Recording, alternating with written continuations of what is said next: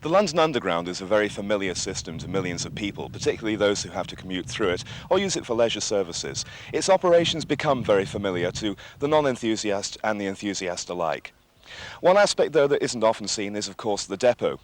Here we are at Upminster, out on the eastern edge of the London Underground network, where today we have an open day and a chance to take a look at the workings of the District Line at home level. Upminster is one of two joint depots serving the District Line, and as you can see today from behind me, a marvellous selection of underground rolling stock is here today. There's also, apart from the electric stock, there's some battery locos, of course, as well from the engineering side. We also have the chance to witness a Metropolitan steam locomotive in steam here today.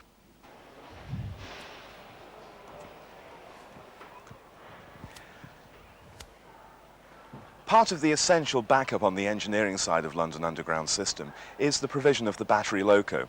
They're known as battery locos. They can run on batteries and often do when the current is switched off during the night when most of the engineering work takes place. But apart from that, there is also the good old collector shoe for collecting juice during normal operating hours, also building up reserves in the batteries. So they operate on either battery or the mains. Not very often seen by the general public unless you're on a very late night train. You may be standing and suddenly see one of these come rumbling through with a goods train behind, or wagons of ballast, or even rails for refurbishment of the network. They're unseen by many, but they're very, very important in the operation, the secret underground life of London Underground. This particular loco is one of the last built. Many, many years of construction of this particular design. It's been modified over the years. This is a 1985 version built by Metropolitan Camel up in Birmingham. A major problem on the underground system in the 1980s, and something which is hoped can be combated in the 1990s, is the problem of vandalism and graffiti in particular. The answer is hoped to be a new system of painting the stock. Obviously, one of the big developments of the 60s was the provision of the silver tube, where the aluminium body didn't, or the steel body as well, did not have paintwork on there. It was designed to be a new look for the 1960s. Came through in the 50s early on, but 60s was the main time when the red train died on London Underground.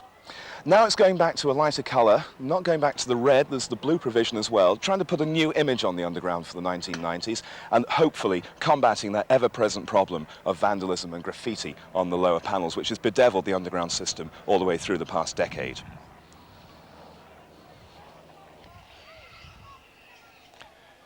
In 1938, the then 5-year-old London Passenger Transport Board embarked on a programme that could be described as an economical mission. It was to refurbish the District Line by using existing stock.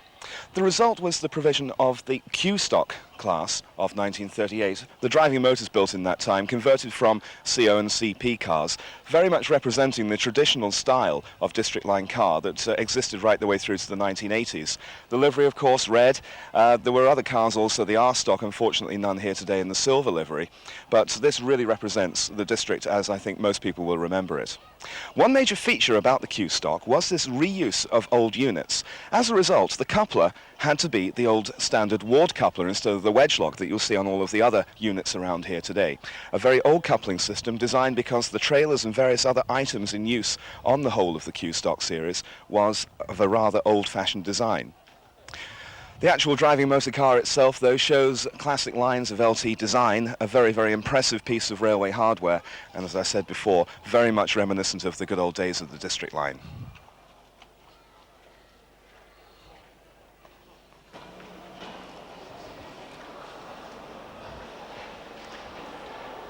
The Q-Stock story came to an end in 1971 with the withdrawal of the final units. This unit, in fact, was one of the very last. This is now, I think, the only operational Q-Stock units. There are a couple of carriages available in museums. There's one in the London Transport Museum, for example, in Covent Garden. It's nice to see the old District Line represented here today. As I said, though, the Q-Stock was a little bit of a cobbled-together exercise. The central trailer, though, is very interesting. A 1935 trailer. It's only a couple of years older than the actual driving motors at either end, but it features a very old design feature with the clerestory roof. It was one of the last clerestory roof rail vehicles to be built. Another interesting feature, many, many years on, we came back to the system, but back in the 1930s, it was pressed to open the doors. That didn't come back until the 1978 D stock. Let's take a look inside at this very interesting piece of railway armour. Inside the car, it's a lovely period piece of mid-1930s London Transport rolling stock. It really is evocative of the older days of the district line. You can see the feeling of it is very, very different from the modern-day tube stock and surface stock of 1978 and beyond, as is now standard on the district line. Looking around the vehicle, we've got some lovely bits of design around the vehicle. We also have a route map showing the district line as it was back in 1935 when this vehicle was constructed. Details on the map show the old Middle Circle route out from Olympia around to Latimer Road, and also the South Acton branch out from Acton Town. A lovely piece of discovery, discovered when the paint was stripped down and the old route diagrams were taken off from later years. Also looking around the vehicle, there's some lovely old advertisements, including some 1930s advertisements going through a little closer to the modern day, and even a shot of an advertisement for the Central Line refurbishment program of 30 years ago. All in all, a fascinating vehicle. It's actually owned by London Underground Railway Society. It's maintained as part of the three-car unit, with the two driving motors being owned by London Transport themselves. A nice little example of cooperation between the official preservationists and the enthusiastic but extremely willing amateurs of the LURS. Let's take a look around.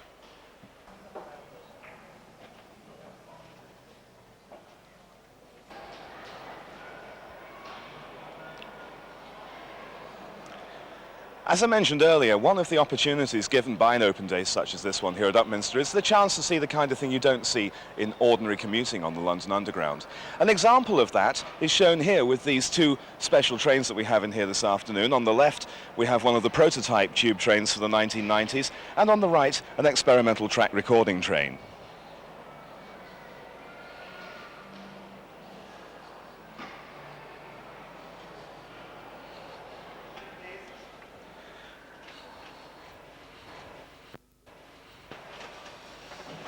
As you can see, this blue train is quite a radical departure, as it's part of the prototype stock for the 1991 redevelopment of the Central Line. This, of course, is the blue unit, one of the three constructed as part of the prototype trials back in 1986. There's also a red and a green unit. The difference principally to the outside observer is, apart from the colour, is the fact that this is a British Rail Engineering Limited production for London Underground, a very rare development for them. Normally, the vehicles were built by Metropolitan Camel, like most of the units we've seen here today, and indeed the other two test units are both in that category.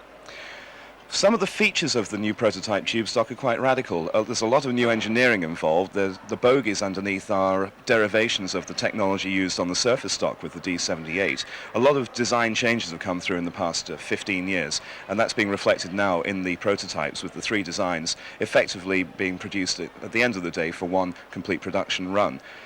Various items are being tested out. Here on the blue train, though, it shows some of the features which are the dot matrix destination displays, not just at the front. It's very common in bus technology now for the dot matrix destination displays. Here, though, through the new tube trains, they're going to be in every carriage, which will really help people identify exactly where they are on the underground network, particularly with so many tourists in the London area. So it's an interesting introduction to the future of London Underground in the 1990s, the experimental blue train.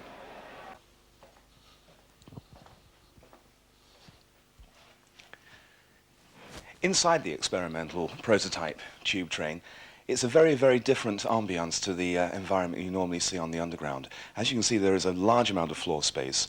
The design of this car is really to reflect the maximum standee potential with just single transverse seats rather than the usual double.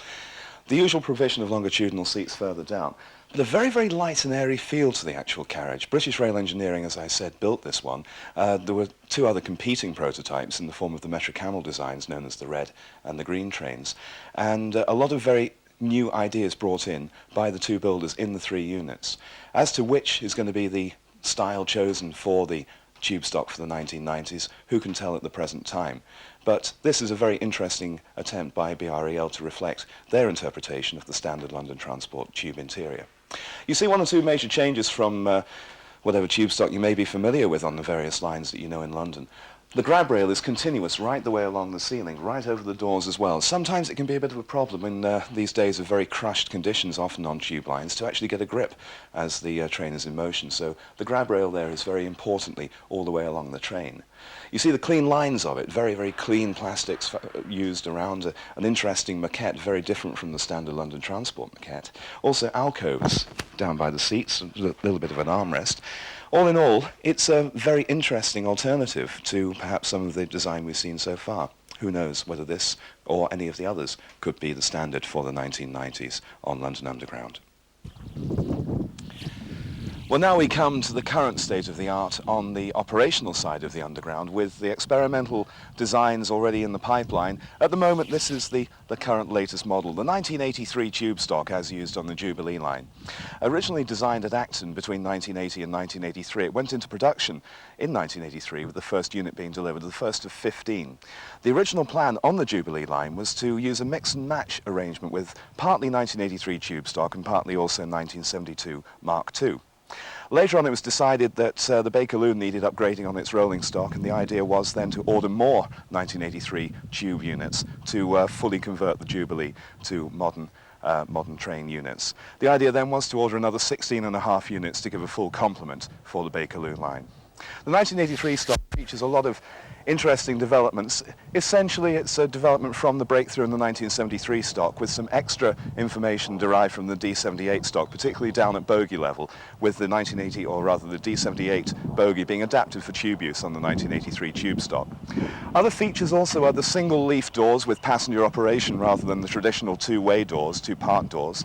And overall, the 1983 does have very much a feel of a cut-down tube version of the D78 rolling stock. Well, alongside the experimental blue train, we have another rarity in the form of the track recording unit.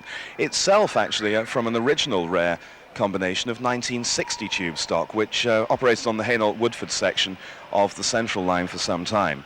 Well, these two particular driving motors have been coupled with a 1973 trailer to form a track recording unit converted by British Rail Engineering in 1987, a link there with the experimental blue tube train. The original 1960 units built by Cravens of Sheffield, a rare departure for London Underground, going to Cravens for construction of tube stock.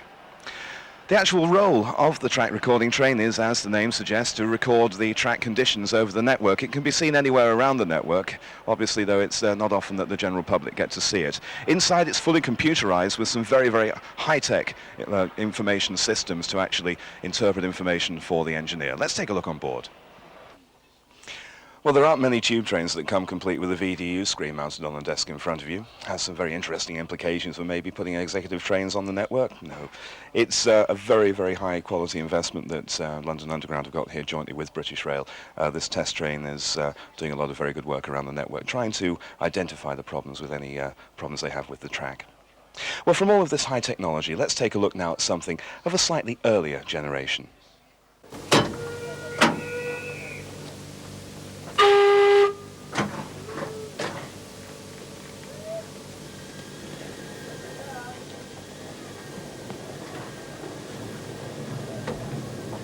We joined the London Underground test crew from Ealing Common Depot in the cab of battery electric loco number L44 for a run over the district to Barking.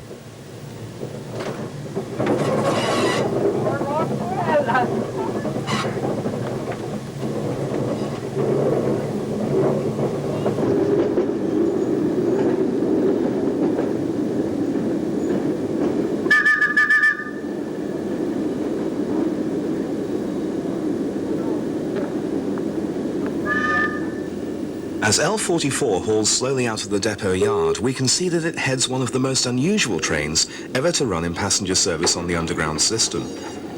Behind the engine is an early BR Mark II open second, followed up by a Mark I brake second. Both vehicles are on loan from BR's Director of Civil Engineering, although painted in a unique LT livery. Also, both vehicles are running on B4 bogies and are plated for 100 miles an hour running.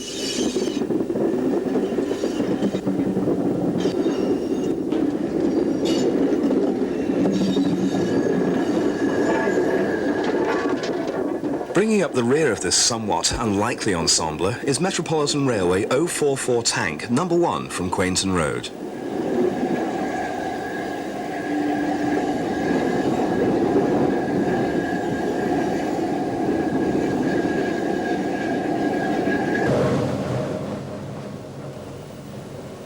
As the special train joins the main line at Upminster Station, one of BR Anglia Region's new Class 321 EMUs is visible in the Romford branch bay.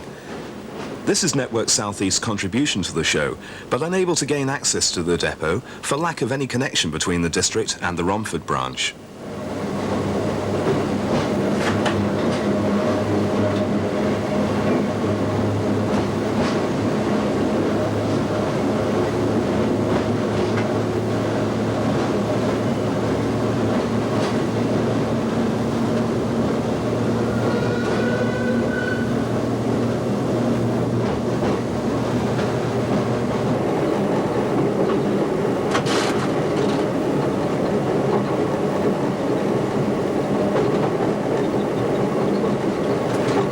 clear road ahead, the driver of L44 is soon piling on the notches to accelerate the unusual train, doubtless with a little rear-end assistance from the Met tank.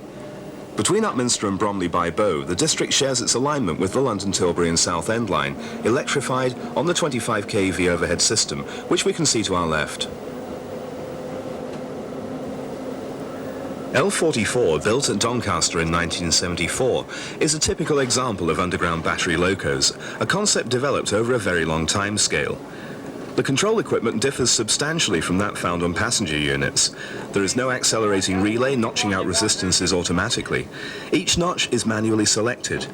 Also, instead of the usual two motor groupings, series and parallel, the battery loco has three: series, series parallel, and parallel. Right behind the driver we can see the traction supply changeover switch, used to select power either from the conductor rail or from the loco batteries.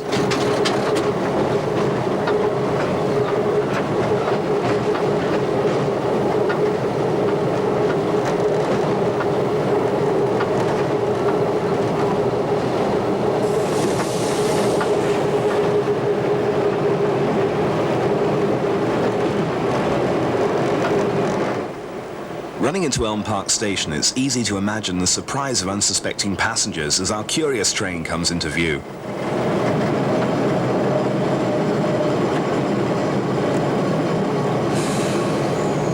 Like all underground traction units, with the exception of the Metropolitan Electric Loco Sarah Siddons, L44 is fitted with a deadman or DSD device. In this case, the rather hefty brass controller has a sprung button in the actual handle. Let this go, and the brake is instantly applied and traction power cut off.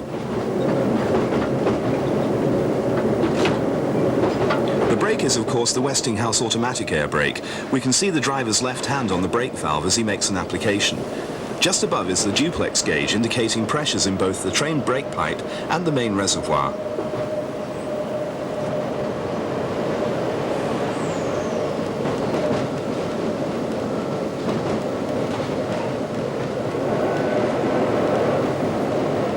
The reason why this special train is double-ended, L44 hauling west and Met Tank No. 1 hauling east, is twofold. Firstly, an engine each end avoids the necessity to run round the train at each end of the journey. And secondly, as we shall see later, the Met Tank is not fitted with an air compressor. L44 with its two compressors is providing all the air for the train brake.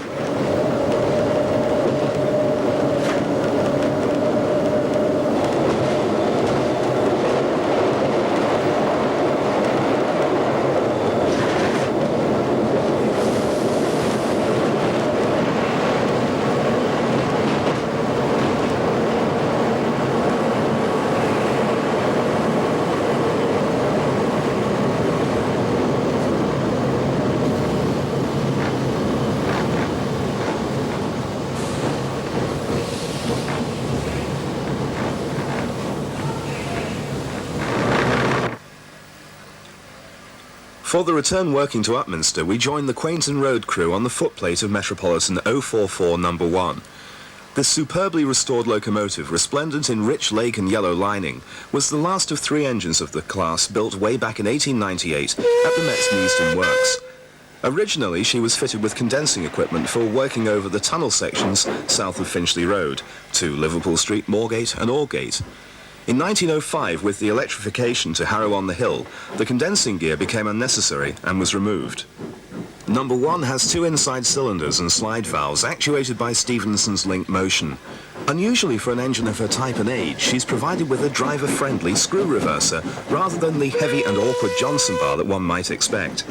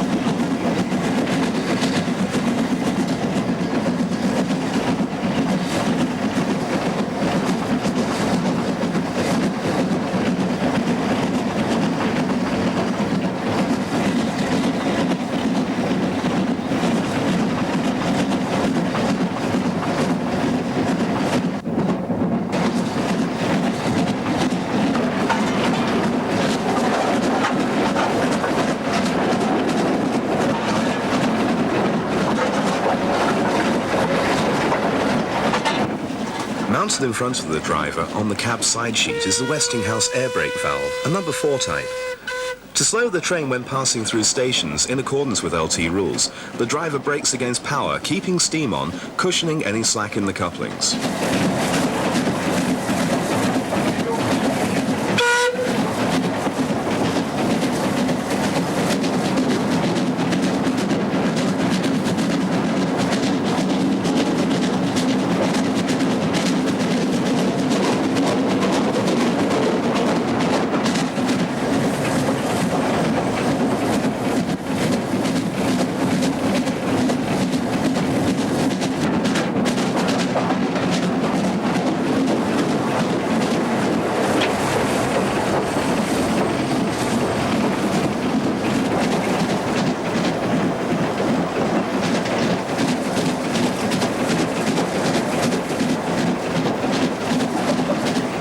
Number 1 is equipped for dual brake operation, air and vacuum.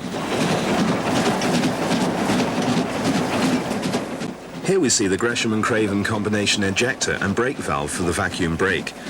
The engine itself is actually steam braked, actuated by vacuum, and as we have seen is unable to operate an air brake train on its own for the simple reason that it has no compressor, hence the battery loco at the rear.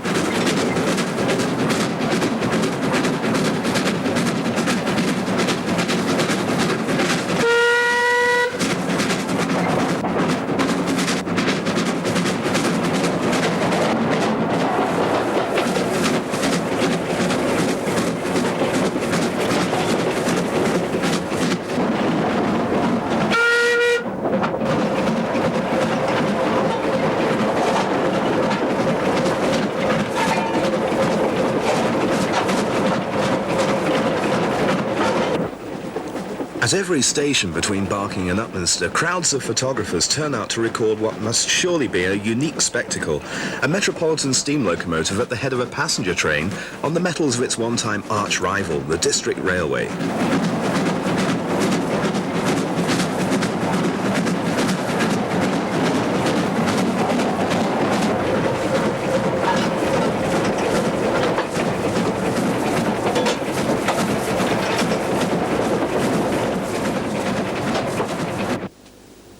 With the trip nearly over, number 1 makes a smoky approach to the junction just west of Upminster Station.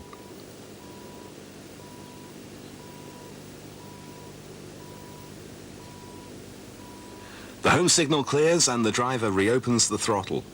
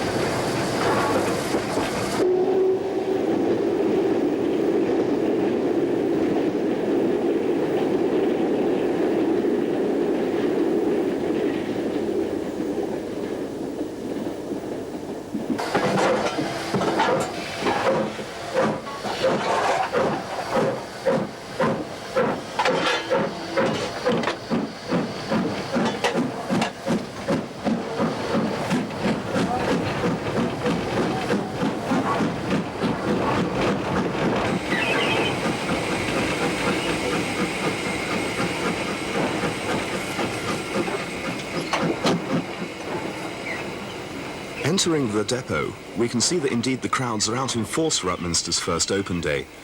By mid-afternoon, so many visitors have turned up that the depot has run out of both tickets and programs.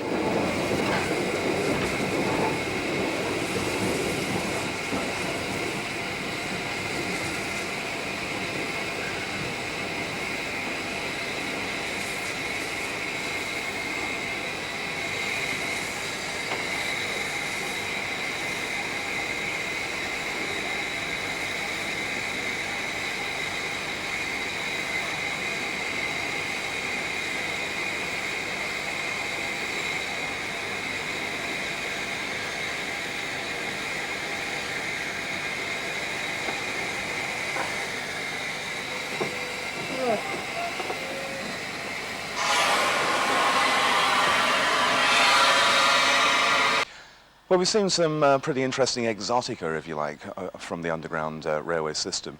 But of course, the basic job here at Upminster is the maintenance and operation of the D78 stock.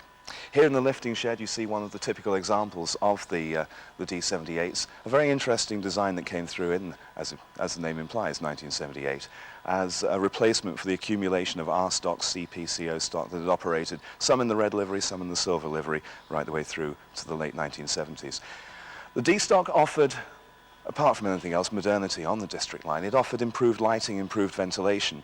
It also had various other design changes, like the single leaf operating doors. They're also there on the 1983 tube stock. Passenger operated doors, going back to a principle that was there a long time ago, as we saw with the Q stock trailer earlier on. All in all, a great improvement in passenger standards on the district line, and really something that has influenced, as a bridging point, if you like, between the 1973 tube stock and the 1986 tube stock, with the new technology being embodied in surface stock. Well, as I mentioned, Upminster is one of the senior depots on the underground. It's on the district line, rather. There is a split duty to a certain extent between Ealing and also here at Upminster, but the person who's responsible for crewing and general operations side here is Bob Hill, the train crew manager here at Upminster. Bob, I've expressed briefly your duties there, but what do they extend to generally here? Yes, they extend to the manning of the trains from Upminster Depot and other places. Also, I have landlord responsibilities for the track between Upminster and East Ham. That's all the structures and the bridges and everything else. And I'm also involved with any incidents that occur on the railway. In the main, though, it is making sure that the trains have got crews to operate them. Absolutely right, yes. Now, obviously, we're in a slightly more engineering side here rather than the actual train operations side, but nonetheless, it's an interesting chance to see the D78 with the bogie out. So perhaps, Bob, although it's not specifically your side, maybe you could just tell us a little bit about it. The wheels are notable with the D78, aren't they? That's right, they're a lot smaller than the usual surface stock wheels. There's a comparison over there with the C stock wheels, which are a lot larger. They're the same size almost as the tube stock wheels. And they're quite an innovation in the time. The bogie has got no cross members as such. How has the D stock proved to be over the years? After all, there's been a fair amount of loyalty surely to the old product, but how has the D been from the operating side? Fairly successful, but we've had hiccups with some of the new equipment that was put in. The train equipment panels have often given us a lot of trouble, but that's technology that was new and is being improved on. You take a chance, maybe sometimes it takes a little while to get the bugs out. That's right, yes. So what are the general operational requirements here regarding the crewing of trains? How many people do you have available to man the trains? Yes, I have 131 train operators, 4 duty crew managers and 1 depot clerk underneath me. Now, what about on the engineering side? What actually is handled here in the main lifting shop? Yes, mainly it's the C stock from the Circle and Hammersmith lines. We overhaul them, and that's done under contract. The D stock you see here is here because of problems that we had with the motors earlier on. Now, most of the work on the D stock is done at the other end, isn't it? At Ealing Common Depot, yes. Do you get any rivalry between the two depots? Oh yes, you do, yes. And we are better than Ealing Common Depot. But of course, you've got an interloper over there with Metropolitan stock. Now, that's an even greater rivalry, isn't it? Well, it is. We supply their stock in a fully fit condition once we overhauled it. I don't think they'd have the same capability. It goes a long way back historically, though, doesn't it, between district and metropolitan? We're going right the way back to the days of steam in the 19th century, in a way. Absolutely. The two companies were fighting over the rights for the Circle line, and this is the problem with the underground today. We was built as all separate railway companies, each as rivals, trying to outdo the other, so the system was never built as an integrated system. It was built as a novelty, really, and never to handle the people we handle today. Nonetheless, integration carries on. Yes, since 1933, when the London Passenger Transport Board was formed, which also included the buses and trolley buses and trams, that's when we first became an integrated transport system. Well, many thanks indeed, Bob Hill. Thank you. Thank you. Well, there we are. We hope you've enjoyed this look around Upminster Depot, one of the major underground depots on the whole of the system. It's a chance to look behind the scenes. We hope it's been interesting to you. Our thanks go to Bob Hill, the train service manager for the district in this part of the world, and also to Jeff Hodge, the depot manager here at Upminster. We hope you've enjoyed this look behind the scenes of London Underground and the district line in particular. Goodbye.